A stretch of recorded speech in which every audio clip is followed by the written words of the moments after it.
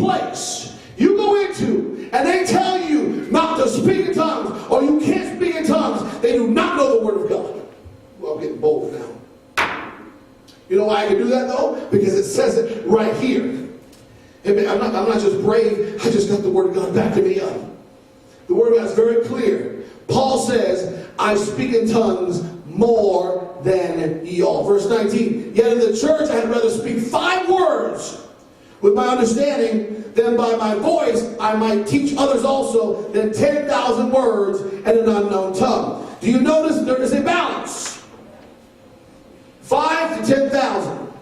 Now, this whole service, we've been here maybe an hour or less. We've had a period of time where we had worship and people were speaking in tongues, and the rest has been English. The rest has been speaking where you can understand. That's called balance. And it's balance according to the Word of God. Now, if in the Word of God it says that you're supposed to be 10,000 words in tongues and 5 words in English, then everything would be backwards. The whole time we've been speaking in tongues, and we spent a short period of time speaking in English. But that's not what it says. See, this church wants to follow the Bible. See, the Lord showed me if I will follow this Bible, I will have power beyond measure. I will be able to overcome everything that's in my life that's destroying me. And that's exactly what happened as I have followed the Word of God. Clap unto the Lord. This is going to do it for you too. This is bold. Now, what people do is they mistranslate this. They say, see, tongues don't matter. That's not what it's saying. That's taking the Bible out of context. It does not say that tongues are no good or no longer to be done. It's simply saying to have balance. 1 Corinthians 14:20. Now, I've got a purpose for us today. I want us to build our faith so that when we come up to this altar, because we're definitely having an altar call today, and my desire for you is that you would open up in your spirit, trusting in God for the things that you're seeing in the New Testament, according to what the Apostle Paul is giving, and that we would allow ourselves to speak in tongues and be edified. I'd like to see David get the Holy Ghost. I'd like to see Sister Renee get the Holy Ghost. Even your mom. Have you ever spoken in tongues before? No? Would you like to? She's like, I don't know. Well, we'll find out. Don't get nervous because we're preaching the Word. Do you believe in the Word of God? Yes. Yeah, you believe in the Bible? Yes. Amen. Well, we're going to keep preaching because that is the goal for all of us to enter into that place that we can be built up in God and be edified in God and to be given the ability to have that intimacy with God. 1 Corinthians 14:20. Brethren, that means us. Be not children in understanding, howbeit in malice be ye children, but in understanding be men. God is saying that we have a responsibility to know what to do. We've got to understand the Word of God. You notice this is in the text and the concept of speaking in tongues. So when it comes to speaking in tongues, we need to understand. That's why I'm preaching. Remember, I was going to preach this next week, but after God moved today, God said, no, this is what I wanted to be talked about because this is when I did it. Today you had an experience with exactly what we're talking about. We need to understand what God has for us in terms of the subject of speaking in tongues and the difference between tongues and tongues and interpretation. Verse 21, it says, in the law it is written, with men of other tongues and other lips will I speak unto this people, and yet for all that they will not hear me, saith the Lord. Will somebody listen up close? Verse 22, wherefore tongues are for a sign, not to them that believe, but to them that believe not. Amen. Tongues has a purpose, not only to build you up, but when someone comes in here and they see God moving and they feel the presence of God and they feel the power of God, do you know how many times I have heard people come in and say, I have never felt that before? Well, praise God, we're doing something right. The idea is that when someone who does not believe comes in and they see the move, they see the speaking in tongues, and they see people who are not crazy, and they see people they may know because they've been witnessed to by them, and say, I know this person lives a normal life, but now I see them operating in this power, and their belief is increased. Ooh, praise God, I'm feeling the Holy Ghost today. It goes on to say that I'm going to speak to my people with other tongues and other lips, but people are not going to hear it. How many people say, no, tongues is just a gift. Tongues shouldn't happen at all. Let me tell you something. Tongues are under attack Do you know why? Because there's power. When you speak in tongues, that means you receive the Holy Ghost. The Holy Ghost says, or the Bible says in Acts 1, you receive power, after which you receive the Holy Ghost. If the enemy can get people away from speaking in tongues, he can get them away from the power of the Holy Ghost. Amen. That's the whole purpose of the devil. I'm getting ready to do some evidence here. I'm getting ready to prove to you why this is so neglected in today's church. Because that's what the devil wants. He wants to get people away from the power so he can continue to beat you up and beat you down. Oh, but we'll go ahead and get some power. And we'll go ahead and get some worship to where we submit to God and get filled with His Spirit. Oh, the devil's in trouble. The devil's in big trouble. And we're going to beat him every single time. Amen. It also goes on to say, where tongues are not a sign for them that believe, but prophecy serveth not to them that believe not, but for them that believe. Prophecy is for the people who are wanting to come to church and get more word, to get more word about what God wants them to know about Him and what to do and how to live a godly life. So prophecy, or prophesying, preaching and teaching, is for them that believe. Speaking in tongues is for them that believe not. When they see it, they go, wow, that's the power of God. Verse 23, I'm almost done.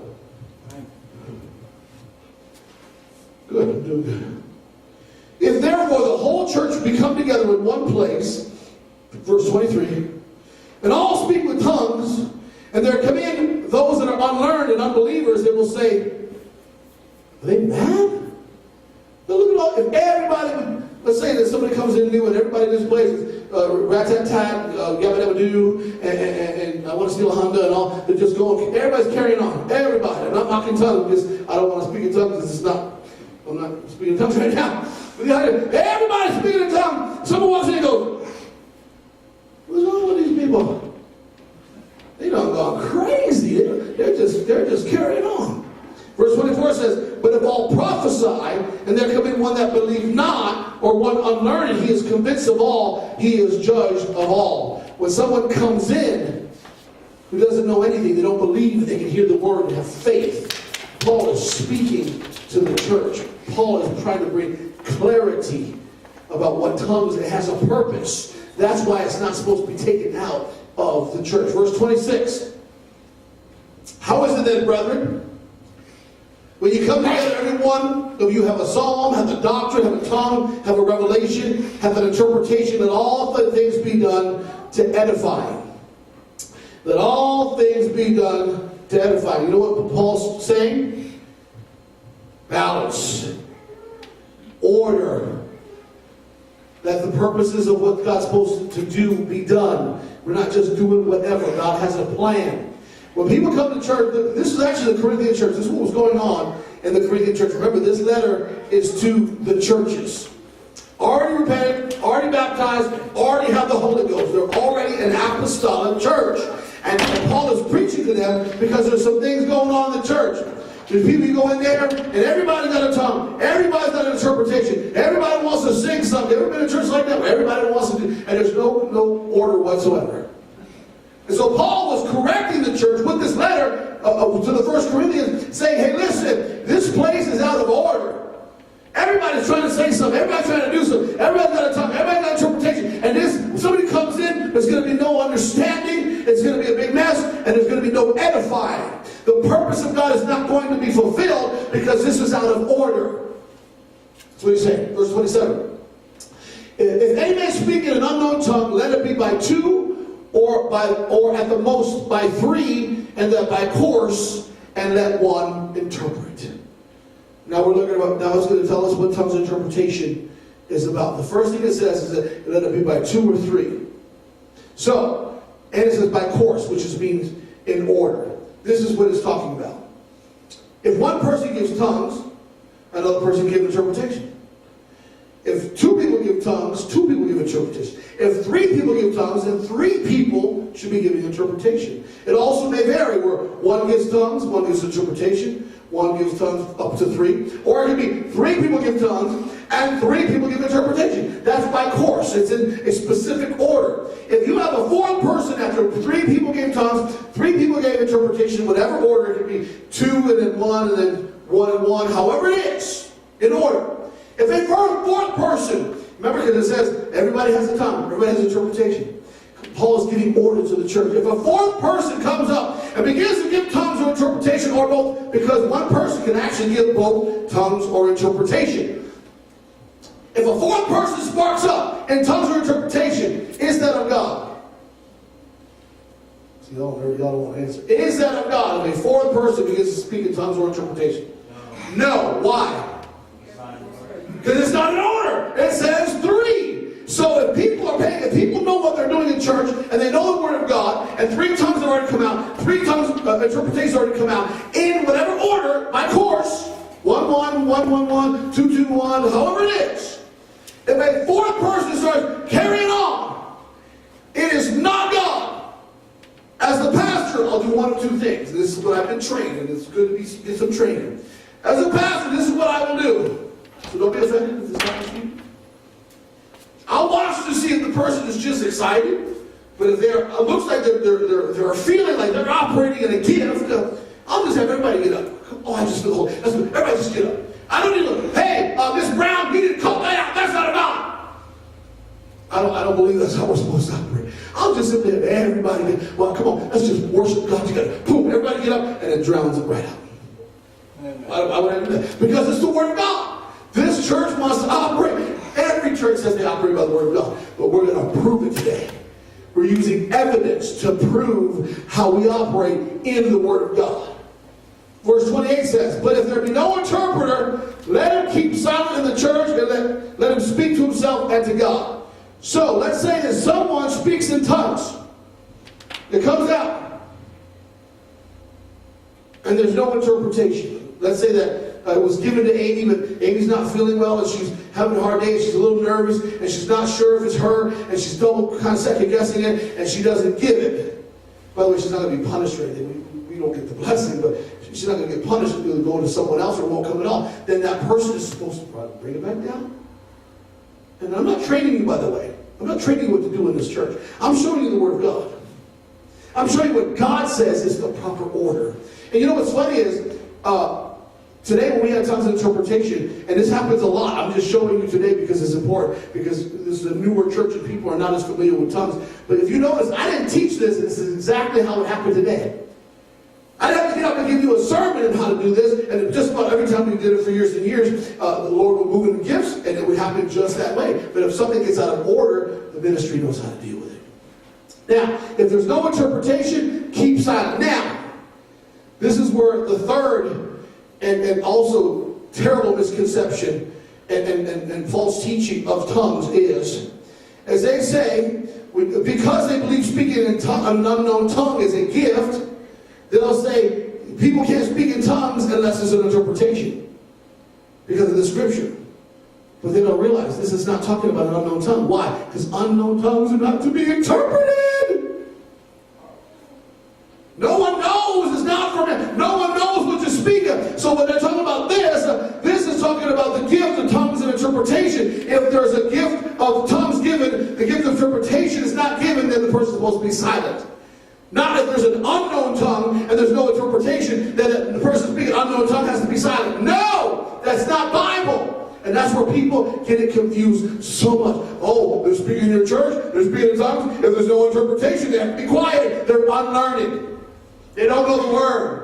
Because we're proving it right now through this page right here. It shows us very clear. We've seen it over and over again. Speaking in tongues and an unknown tongue, that is when you're being edified by God, is not to be interpreted. So if someone uses this scripture to say if tongues comes out and there's no interpretation, you have to be silent, they do not understand their Bibles. Or they've just been trained wrong.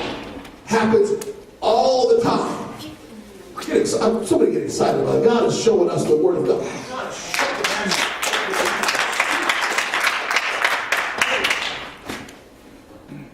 Verse 37. Last one. Baby, if you come up. I did pretty good. I preached a little fast today. We got it recorded. If you need to talk to me after, if you didn't get some of this, I know that so many people at work, we're going to sit down and talk about this Monday morning, because we always talk about stuff. But the idea is, I had a lot to cover today. But I believe the word was clear. The word showed us exactly what we needed to know. And verse 37 is going to take us home. Are you ready for the Apostle Paul to just bring it home? The Apostle Paul just to put it together? Because that's what he does. He has so much wisdom through the Holy Ghost. 37. It says, if any man think himself to be a prophet or spiritual, let him acknowledge the things that I've written unto you are the commandments of the Lord. If anybody says, number one, that speaking in tongues is not for everybody, they are not accepting the commandments of the Lord. They're not accepting this scripture that says if you're going to be spiritual or a prophet, then you have to acknowledge. This is the evidence. Hold on, shatalas. This is the evidence. If you don't acknowledge that the speaking in tongues is an unknown tongue is for self-edification and not to be interpreted, then you are not acknowledging the commandments of the Lord. If you say that speaking in tongues is not for everybody, if you say that speaking in tongues, the other two things, I can't even, there's so much on my mind, I can't even say the other two right now. The things that I've mentioned that determine the difference between what regular churches are saying and what we learn today, that they are not acknowledging the commandments of the Lord. That is to understand that speaking in tongues is an unknown tongue. There's a difference between tongues and tongues and interpretation.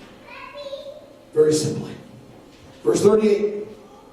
But if any man be ignorant, Paul got ornery. Paul will hammer. But if any man be ignorant, let them be ignorant. You know what that means? I've had people argue these points with me. Listen, they've been indoctrinated in one way. I've been trained another way. And I see in the Word of God, I see the differences. And I can tell them the differences. I can tell them what we both believe and the differences. But if they want to fight, I'm not going to fight with them. If I got people who are hungry, anybody here hungry for the Spirit of the Lord? Raise your hand if you're hungry for the Spirit of the Lord. If you're hungry for the Spirit of the Lord, I will give it. I will feed you. I will talk about it. I'll repeat it. I'll reteach it. I'll do whatever I've got to do to get you to understand the Word of God and acknowledge what Paul has given us, the commandments of the Lord. But if you want to fight, let's say someone comes here from a Baptist church and they want to argue with me. You know what I'm going to say? Hey, I love you. Give me a hug. Give me a hug. Bring it in. I love you. Why don't you do what you're doing? And I'll do what I'm doing. And at any time what you're doing doesn't work for you, you come see me. And if any time what I'm doing doesn't work for me, I'll come see you. Give me a hug. And it's over. The Word of God says what it says. I'm not going to fight with anyone unless they want to go over the Word line upon line and understand what it's saying. Verse 39. Wherefore, brethren, cometh to prophecy. We've already said it. Preaching is important. There has to be a balance. You got to have tongues. You've got to have preaching. It's okay to have tongues and interpretation, but there's got to be a balance. It says, cometh to prophecy. Oh, somebody hear me. Somebody hear me. And forbid not to speak with tongues. If I had a gavel, I'd hit it right now. If I was a judge, case closed. All the evidence has been presented. Paul said, I'm glad that I speak in tongues more than y'all. Paul says, forbid not to speak in tongues. Paul says, accept the things that I'm telling you about these tongues and tongues and interpretation. Verse 40, let's stand. Woo! Praise God. Let all things be done decently and in order. You know what that means? That means speaking in tongues is decent and in order. Tongues and interpretation, when that took place today in church, was decent and in order. Let me tell you something else. If you forbid tongues, that is indecent and that